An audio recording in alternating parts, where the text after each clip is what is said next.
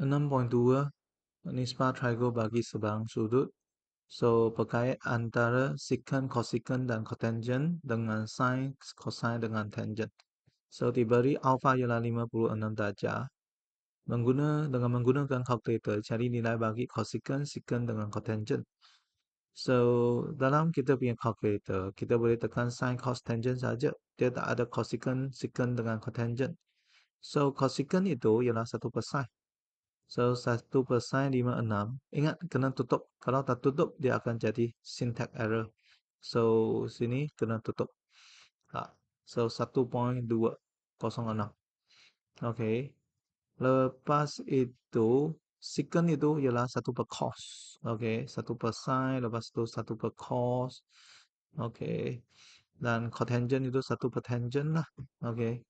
So, macam ni. Lepas tu ini ialah 1/tangent. Okay.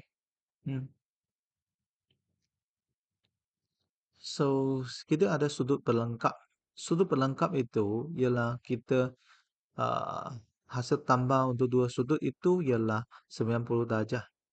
Okay. So, A adalah sudut pelengkap bagi B atau B adalah sudut pelengkap bagi A. Bermaksud hasil tambah mereka ialah 90 darjah.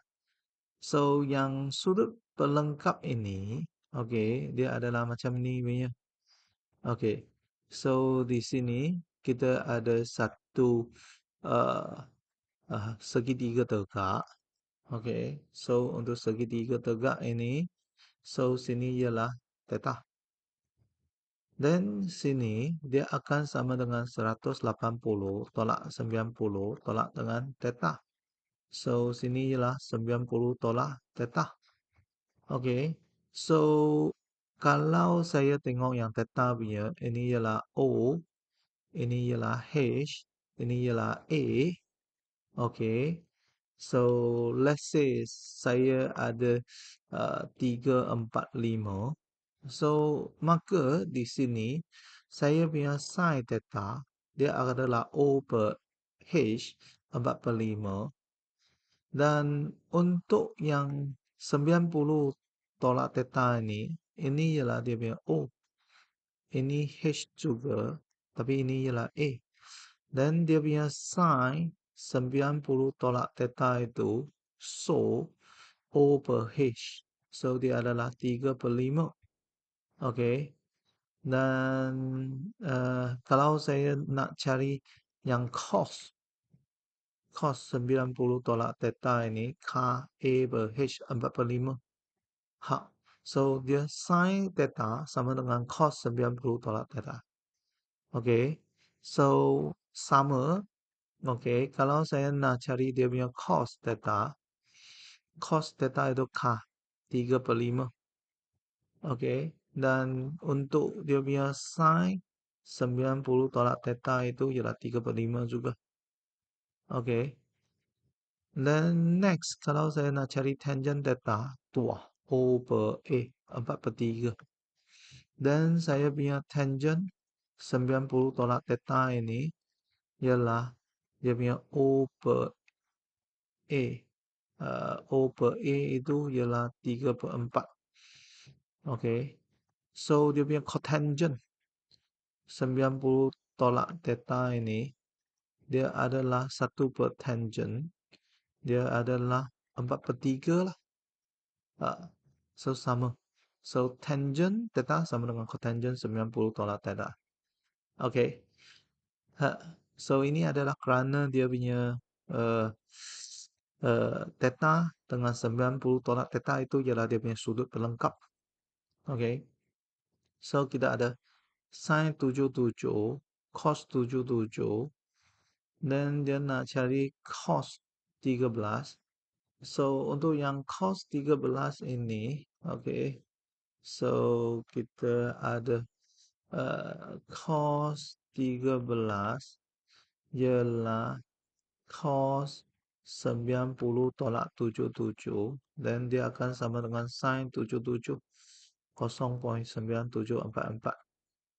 Okey, cosecant 13. Okey. Dia adalah sama dengan cosecant 90 tolak 77. So dia akan jadi secant.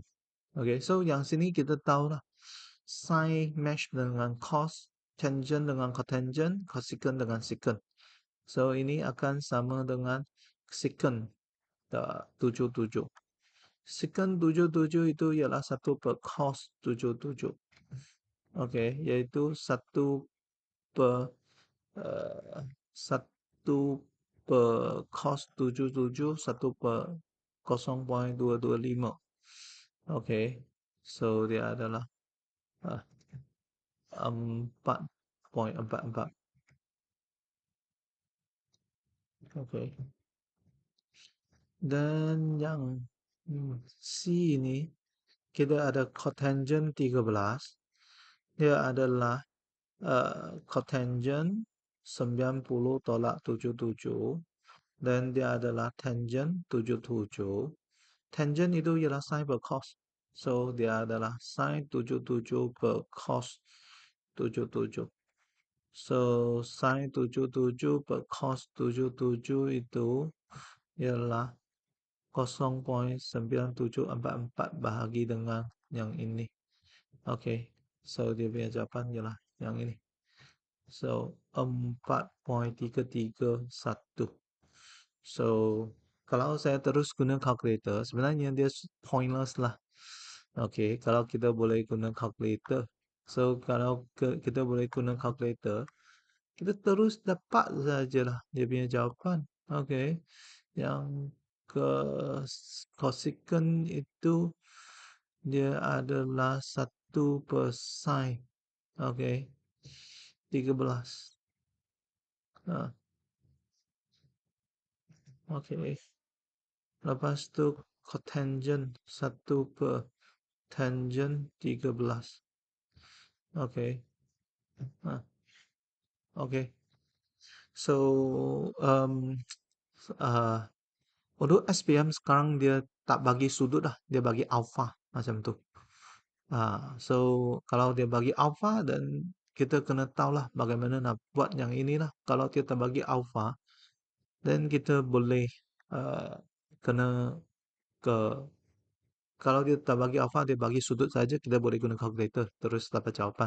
So sekarang SPM punya soalan dia bagi sin alpha, cos alpha. Ah, so yang ini ialah 90 90 tolak alpha macam tu. Okay, so bermaksudnya untuk sekarang punya SPM dia punya soalan dia akan tukar.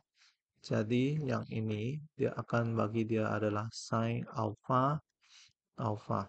Ini ialah 90 tolak alpha, 90 tolak alpha dengan 90 tolak alpha. Kalau macam ni, then kita kenalah tahu dia punya hubungan antara sudut pelengkap. Itu ialah sin dengan cos, tangent, cotangent, secant dengan cosecant itulah. Okay.